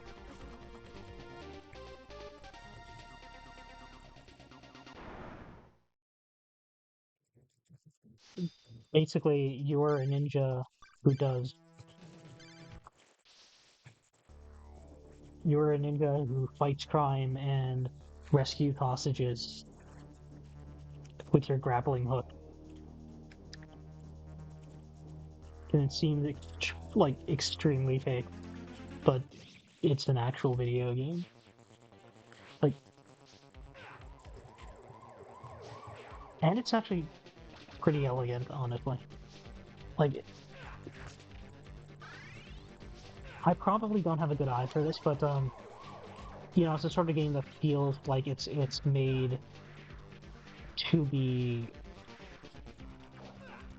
It's made for speedrunners. It's made like so that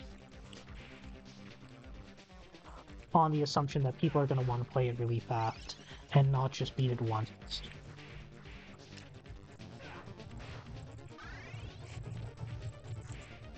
Because your moves are all like really quick. But it's also very easy to screw up a lot of things.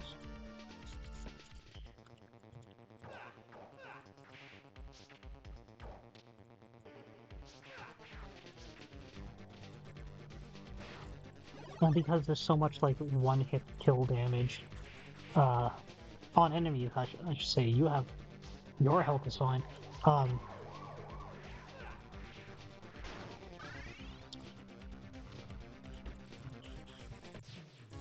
it feels like it's meant to go through like really really fast after learning it very well. Um, I mean, beyond just the fact that they have a time trial mode shows that, yeah, they do need people to try to play this game fast.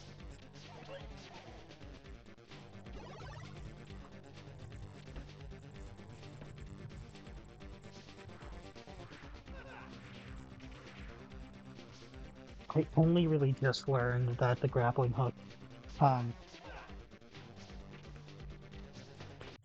ah, that shot lasts really long.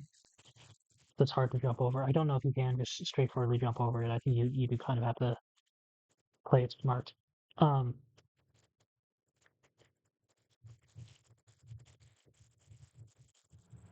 I forget what I was saying. Now we're on to the arcade version of Gradius 3, which I think is supposed to be a lot harder than the Super Nintendo version. It definitely has fewer power-ups, but the power-ups in the Super Nintendo version also break the game quite a bit.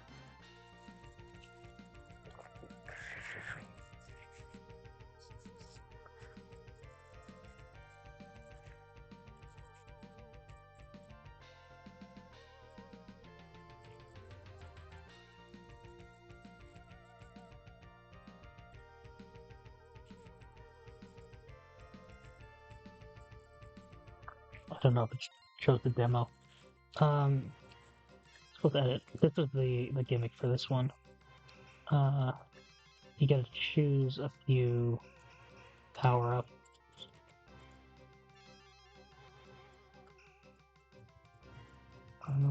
Sea Laser is it the one I like. I think E-Laser is good too. Let me go with E-Laser. I don't really know the difference between these two. Let's go with this one.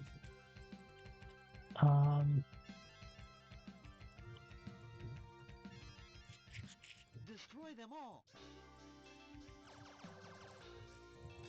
Speed up. Speed up.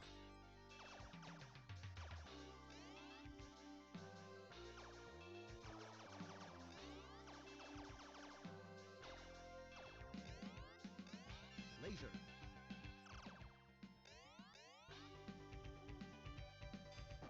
Missile. Okay, this is, I think, supposed to be the super broken weapon, but I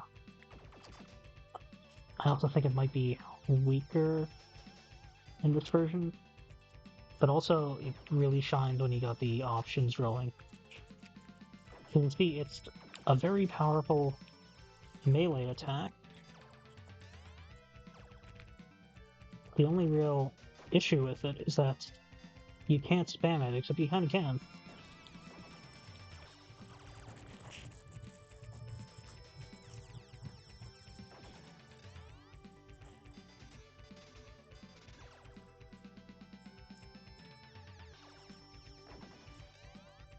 Multiple.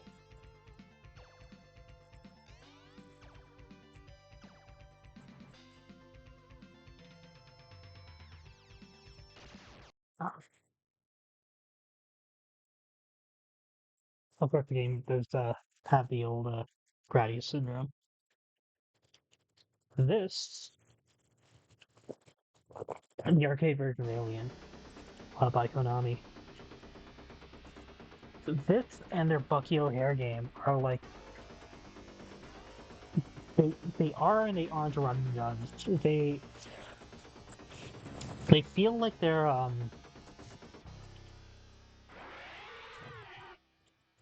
inspired by Final Fights, where let's go. You have like movements on the XY plane. You can walk along those. It's not just a platformer.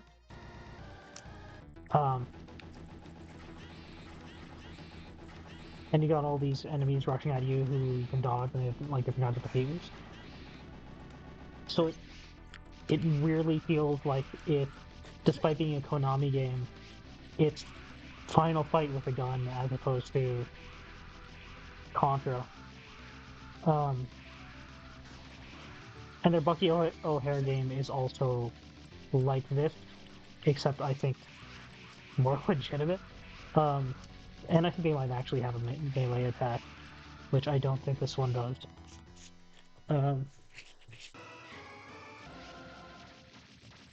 I guess it accomplishes whatever goal it's setting out to do, but it's just, if you grew up on Alien and you didn't watch it a little late like I did, I guess I find it kind of silly.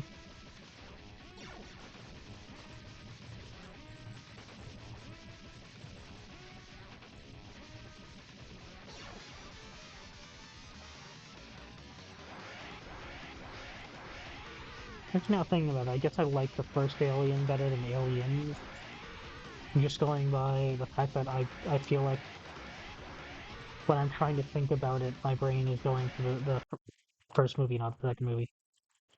Okay, here we got the original Wario Land.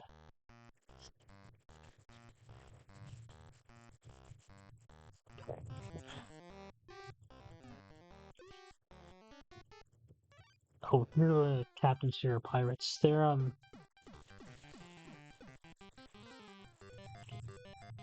Wario's the one who antagonized them first. I forgot about that.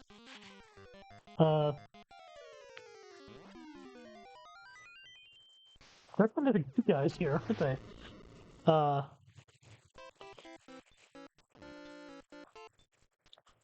See, this is the thing that always annoyed me about Wario Land 3.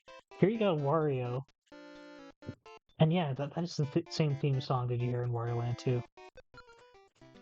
But you got Wario in his hat, and you see him in his hat, and there's him in the background with a hat, and then he doesn't use the hat in the game. It feels wrong. Because, like, I was playing Wario in the N64 games, and he feels like I'm supposed to know who this guy is. He's important in some way, and then when I actually play his game, he doesn't look like Wario. But, yeah, this is similar, and that it's got that, like, big jump. It's got the shoulder check. The moves in the later Wario Land games come from this. They got some of the concept down. Um, but he's not invincible yet, I think. Here he uses not even a health system like Wario Land 4. He's got here he's just got the the standard Mario power-up system where these hats double as my health. This one gives me the ground pound and an extended shoulder tackle. Can I jump after that? Yeah. It lets me Donkey Kong.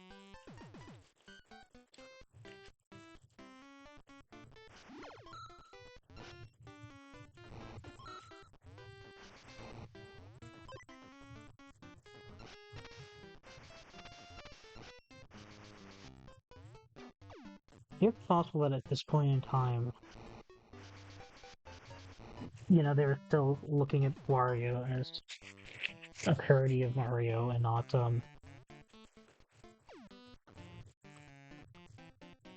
actually, I don't even know if parody is the right word, like a corruption of Mario, as opposed to just being his own, uniquely weird dude. And you can, like, it's because you got a horned helmet, you can do that. Ah. Oh, I guess I do have to go around.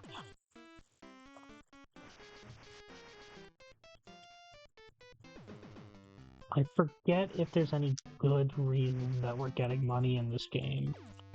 Like, gameplay reason.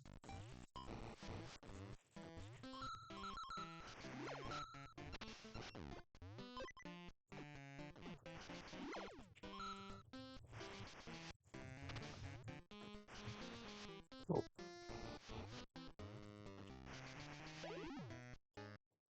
Ah, there you go. You see, I get shrunk down to a small Wario, and then if I get hit again, I die.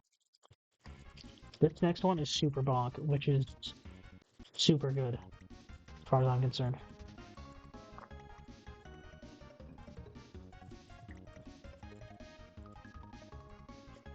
Oh, it's made by Red, but I think they outsourced this to a company called AI, which was I think I don't know if they were collaborating with Nintendo, but they went on to work with Nintendo and Ben Presto to do Super Robot Wars 64, and from then on, uh, they developed most of the Super Robot Wars games on handheld systems, which were all a lot of them were on handhelds, on Nintendo handhelds in particular,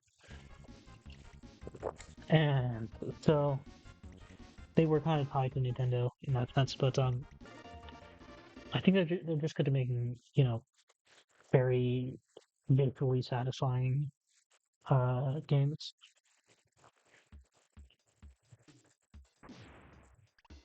They're just a good Bonk.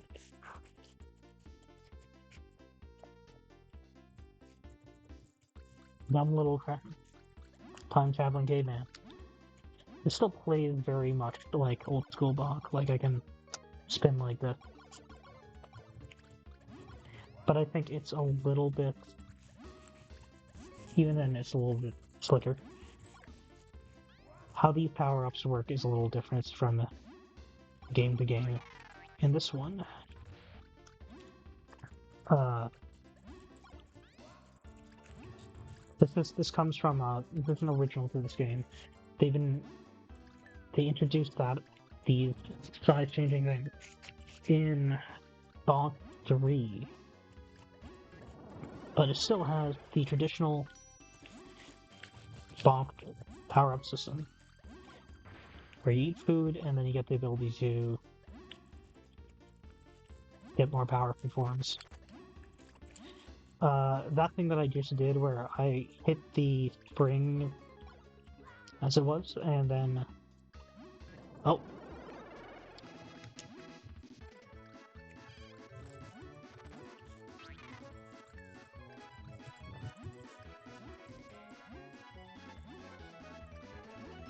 Yeah, when you get to your strongest form, it actually gives you temporary invincibility. That's the equivalent of a star. But you get some power after, even when the invincibility runs out. But this is also temporary. But being able to do that, put this on your head, and then you use it later. That I think is original to this game. I think I'm not 100% sure on that. Okay, this I was having issues with in the shuffler before, because when you get these flowers, you get restored down to normal Bonk.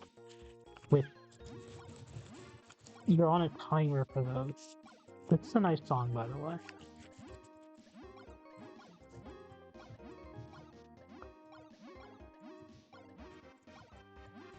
It's a super charming little game.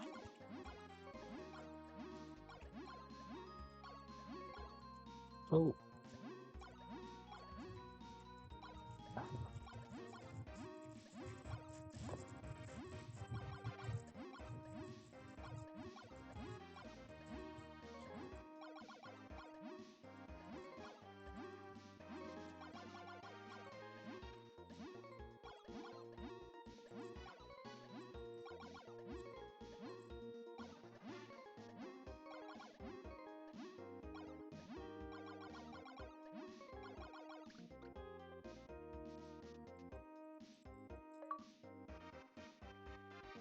Yeah.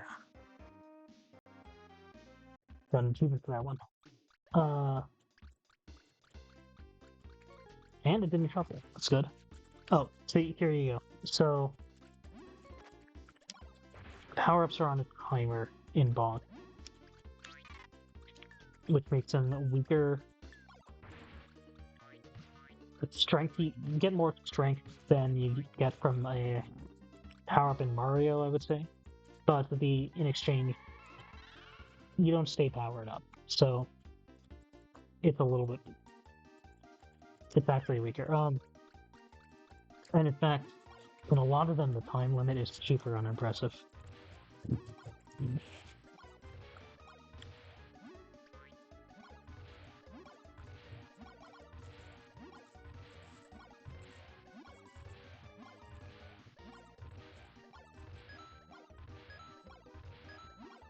Oh yeah. I don't mind getting. I'm feeling enthusiastic, but I think I just like Super Bonk. Okay. I'm seeing that my time is up, but also I'm having fun, so I'm going to... Man, they are really going on. I'm just gonna continue until I get hit or something. Oh, here's what I have to do. Forgot about that.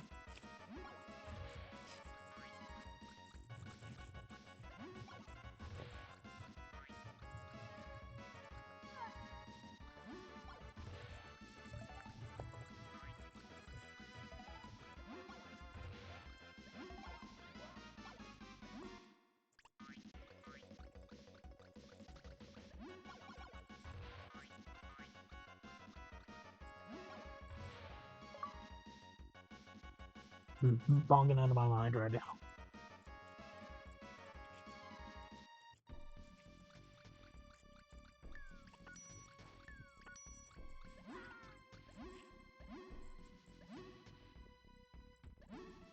So I think generally in the Bonk games, these power-ups have some sort of joke name, like already his Japanese name is uh, a joke on PC Engine because the term for a primitive human being is a Genjin, and so he is PC Genjin. But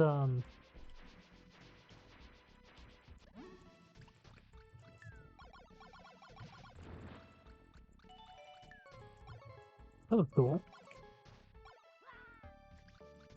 Uh, oh, you can already do this in this game.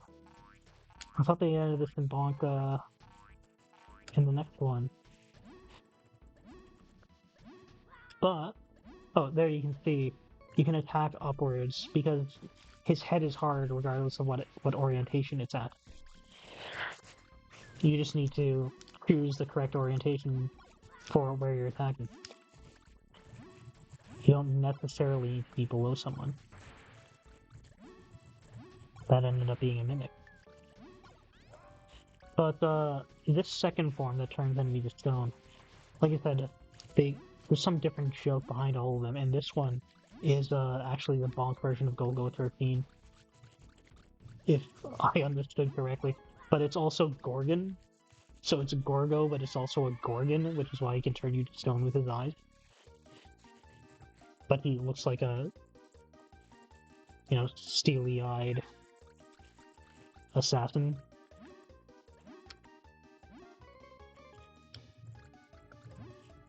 Whoa. This one's tricky.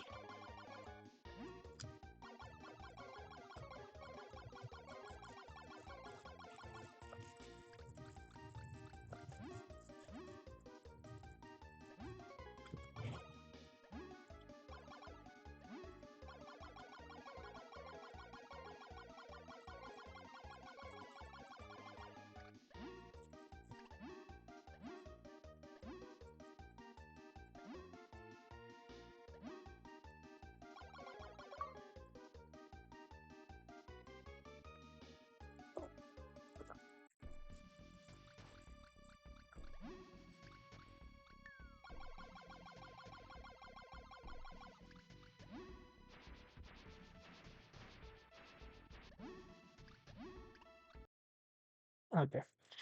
I kind of wanted to test if that damaged me, but um,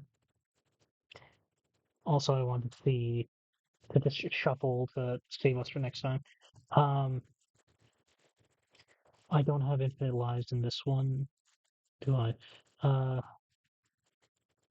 let's see. Let's see if I have infinite lives next time. I guess I meant to turn them on. Uh, but if you watched this, thank you for watching along, and I hope to see you next time. See you.